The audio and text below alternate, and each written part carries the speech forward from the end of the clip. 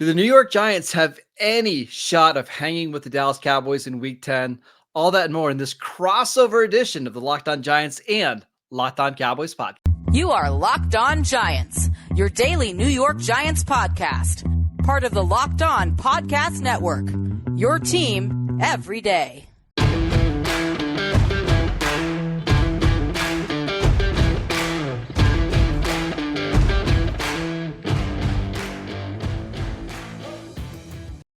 Welcome back to the Locked On Cowboys and Locked On Giants podcast, part of the Locked On Podcast Network, your team every day. We'd like to thank you for making us your first listen of the day. This crossover Thursday episode is brought to you by Prize Picks, the easiest and most exciting way to play daily fantasy sports. Go to prizepicks.com/LockedOnNFL and use promo code LockedOnNFL, all lowercase, for a first deposit match up to $100. I am your host, Marcus Mosher. You can follow me on Twitter at Marcus_Mosher. And joining me today is our very special guest. It's Patricia Traina from Locked On Giants.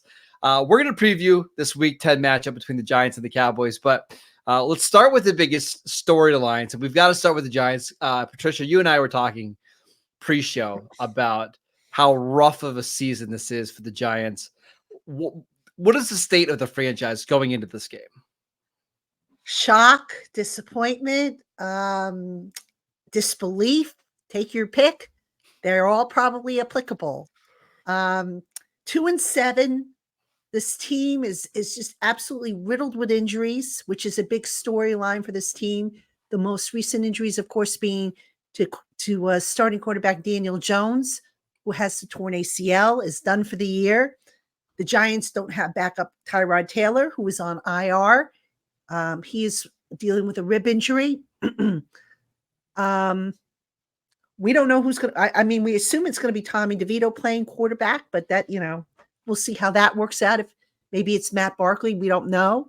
But basically this team has lacked fire. It's just not the same demeanor that we saw last year. And I get it. It's a little different roster. Injuries have wrecked it. But so too have some curious coaching decisions made by Brian Daboll, from how the roster was put together to in-game decisions and other things that just leave me sitting here saying, what are they doing? And I just, I've always taken pride in being able to say, okay, I might not agree with what they're doing, but I understand why they're doing it. I can't even do that now. And this has got to be a first for me in 30 some odd years of covering this team. And it's not just the quarterback injuries either. They've had several other ones. Darren Waller is on the injured reserve list. Mm-hmm. He will not play on Sunday. Evan Neal, he had an ankle injury. I don't believe he's expected to play this weekend, correct? We don't know yet, but probably not looking good right now as we record this. Adoree Jackson, their top cornerback, he suffered a concussion in Week 9. We know that it's pretty hard for players to pass the concussion protocol in a single week. So, yes, the quarterback injuries have been tough for the Giants, but that's not the only one. They've had a bunch of injuries on the offensive line. It's just really hard, Patricia, to field a competent, competitive team when you're this banged up on both sides of the ball. Yeah, and then don't forget the kicker, Graham Gano, is on IR for the rest of the year. And they've got two kickers that they apparently can't decide which one they're going to go with. They were missing Saquon Barkley for part of the year. He's back now, and he's going to have to basically carry this offense the rest of the way, which makes them one-dimensional and probably easy to defend. So what's the hope here? Like, what if you're a Giants fan? Like, what are you looking forward to seeing? Not only just this game on Sunday, but through the next 2 months. Well, I guess you could look at the young players and watch them continually develop. The Deontay Banks, the Trey Hawkinses, the Jordan Rileys, if he ever gets a game day suit. Jalen Hyatt, a promising young receiver. I guess you can look at that. But this roster, as it's constructed, look, I made this point on my show. Even before Daniel Jones got hurt, they had 6 years with him. This is year 2 of the system with him in that system, and he's regressed. And okay, you look at the entire body of work. But the last 2 years, this year and last year is what I think the brass is going to look at and say, look, we're just not getting anywhere with this guy. The same problems continue. He's slow to process. His decision making leaves something to be desired.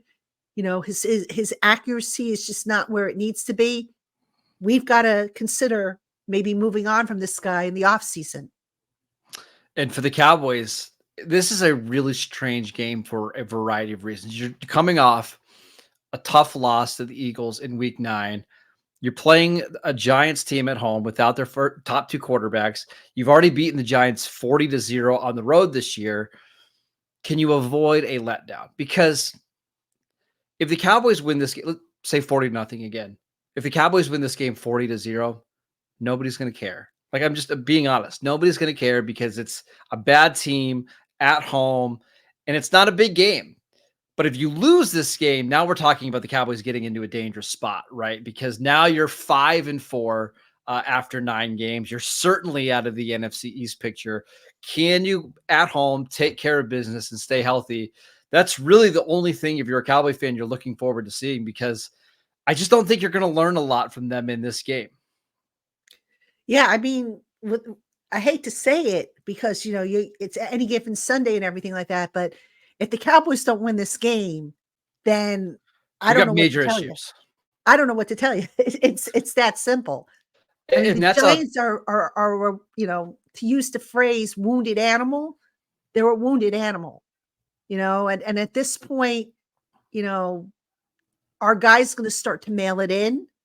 Some guys might start to mail it in. Some guys, might start making business decisions. I mean, Brian Dable's going to do what he can to keep them competitive and focused and everything like that. But look, if you put your heart and soul into every practice, every hour to prepare, and you go out there on Sunday and you have nothing to show for it, and that starts to add up, at what point do you say, you know what, why am I even bothering?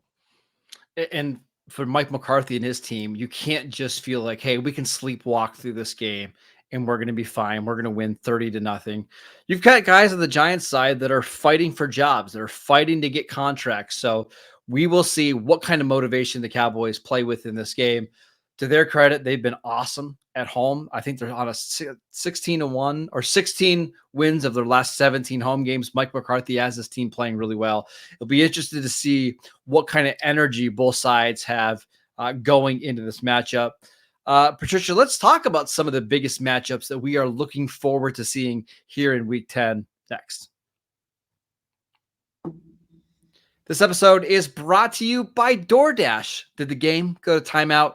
Time to order in with DoorDash. Is it halftime? That is ordering in time. 2-minute warning. You got it by now. That is your cue to order in. Whenever the game clock stops, that's the time to order in with DoorDash. Why root for your favorite team on an empty stomach? Order on DoorDash and save on your football watch parties. I know that I love to order DoorDash when I'm watching the game. If you're out in Dallas or out in Arlington, check out 24/7 Tacos. My favorite, absolute favorite taco place. So many great options. If you live near the stadium, if you're going to the game, DoorDash right before. You can DoorDash right to the parking lot. Get prepared before game day. Stock up on your favorite appetizers and order all of your tailgate gear on DoorDash. Then get ready to watch your team win. Get 50% off up to a $10 value when you spend $15 or more on your first order when you download the DoorDash app and enter promo code LOCK23. Subject to change, terms apply. Again, that is 50% off up to a $10 value when you spend $15 or more on your first order when you download the DoorDash app and enter promo code LOCK23. Subject to change, terms apply.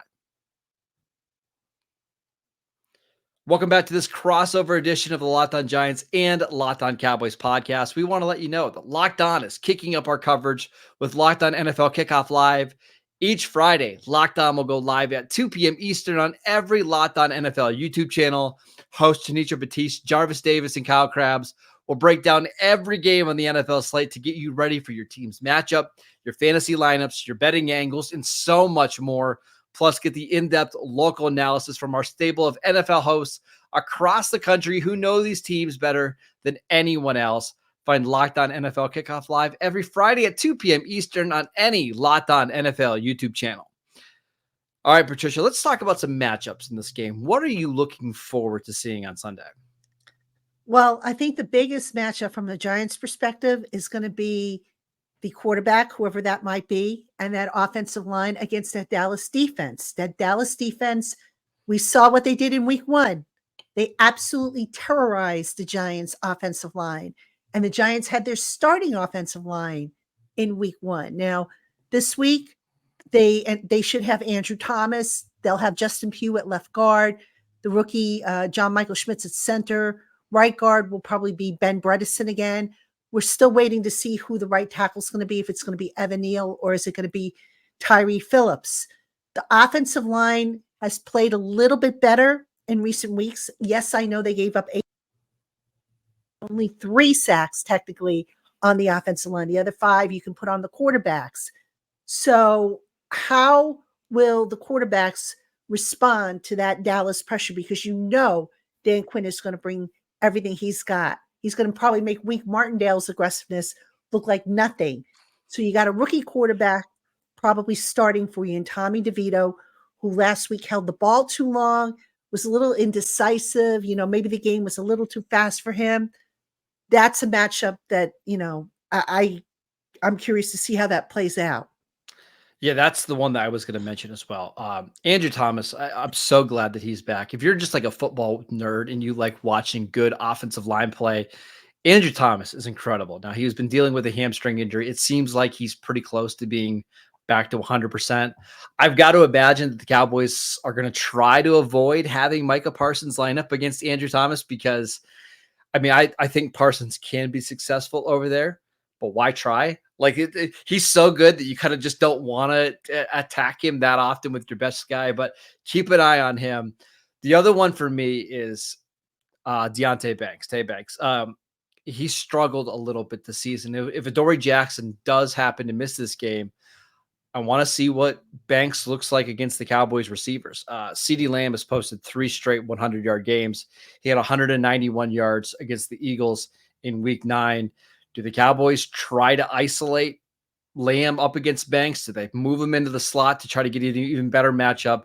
It's one of the secondary guys that I think I'm going to be most interested in seeing on Sunday. Yeah, the defensive secondary, if Adoree Jackson does not play, you're looking at Trey Hawkins, who has kind of had a rocky first season. At times he's looked good. At times he's looked like a 6th-round pick, trying to grasp the speed of the game. So, yeah, CeeDee Lamb, wherever they line him up, that's going to be a matchup to watch. In the slot, they've been kind of rotating guys around there. Darnay Holmes is still kind of the most experienced slot guy they've got. So that's certainly a matchup to keep an eye on. If the Cowboys offensive line can protect him, and the Giants, the defense has been has been more successful with the pass rush of late. Now it cooled down last week, but they've gotten home quite a bit. So if the Giants can get pressure on Dak Prescott, that would behoove them to, maybe force some quick throws or errant throws or whatnot. But for me, again, the matchup to watch is how DeVito and the Giants offensive line deal with that Dallas defensive front, because that is going to decide the game, in my opinion. A couple other guys I just want to mention really quickly. Dexter Lawrence at nose tackle. I know Cowboy fans probably aren't studying a lot of Giants film, but Dexter Lawrence is unbelievable. If you get a chance to go back and watch the game against the Jets, I don't want to speak too much hyperbole here, but one of the best defensive tackle games I've ever seen. Just absolutely all over the field. Now, the Cowboys neutralized him a little bit in week 1, but that is still a matchup that terrifies me because he is so big, so athletic that he can wreck your game.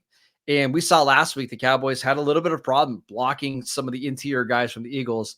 Dexter Lawrence is the guy. If the Cowboys don't control, he can take over the game and maybe keep this game closer than what it should be. Yeah, Dexter Lawrence lights out this year. Continuing where he left off last year, he got the big payday this year. Leonard Williams is no longer on the team, having been traded to Seattle. So this is Dexter's defensive line, so to How big speak. of a loss is that, real quick, not having Leonard Williams? Yeah, it's interesting. The run defense kind of fell off a little bit last week, and I immediately went to, are they missing Leonard Williams? Because Leonard Williams, maybe he didn't have the sacks and all that stuff, but he was pretty good against the run. And he and Dexter Lawrence were kind of like a Batman Robin type duo. Mm-hmm. So I do think that the Giants are missing him.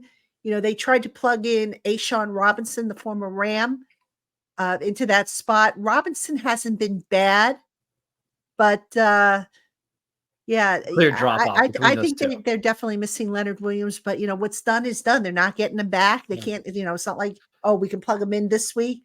They've got to move forward with what they've got. And I think they got fantastic value on Leonard Williams. I think you have to make that trade. Trading a 29-year-old guy that's probably not in your long-term future. I think it's a good move, but you definitely felt that against the Raiders. Josh Jacobs, who I don't believe had a rushing game over 60 yards in the first 8 games of the season, had his best day. I think he had almost 100 yards rushing. So you definitely felt his absence. 2 more quick guys, really, fast before we move on.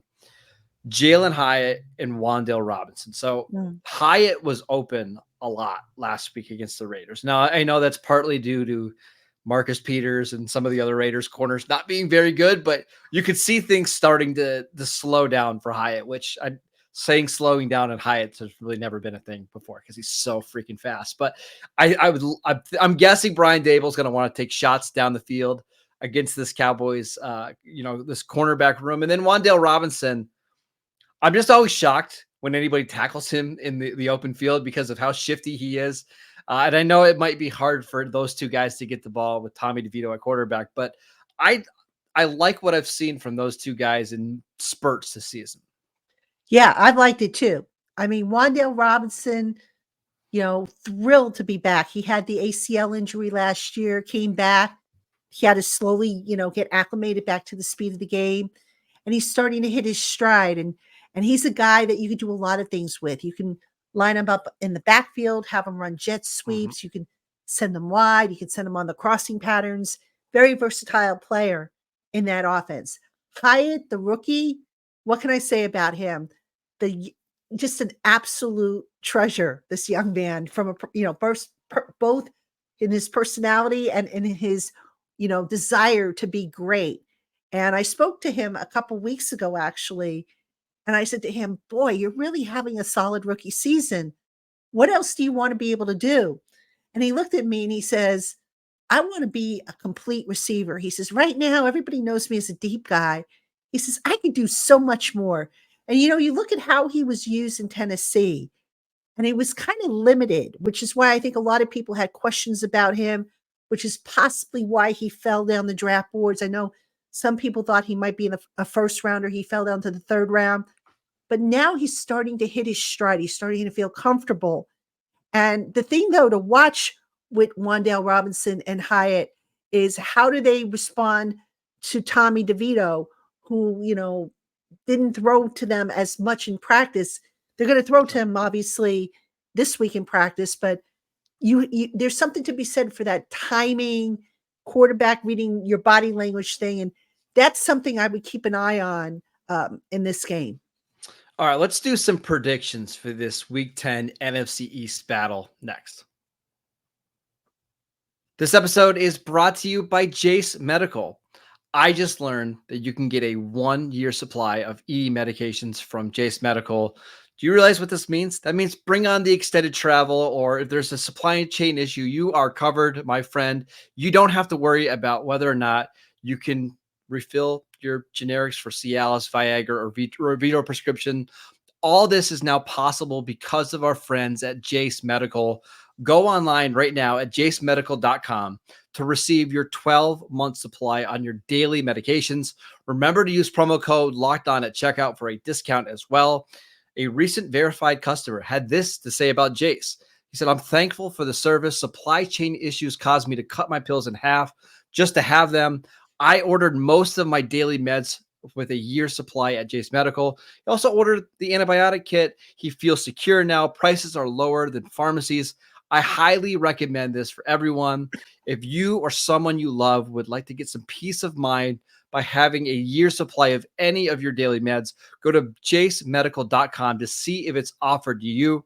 Remember to use promo code LOCKEDON for $20 off your purchase. All right, Patricia, it is time for some predictions. You don't necessarily have to give us your game prediction on who you think wins or loses, but I want to know, do you think the Giants can keep this game close?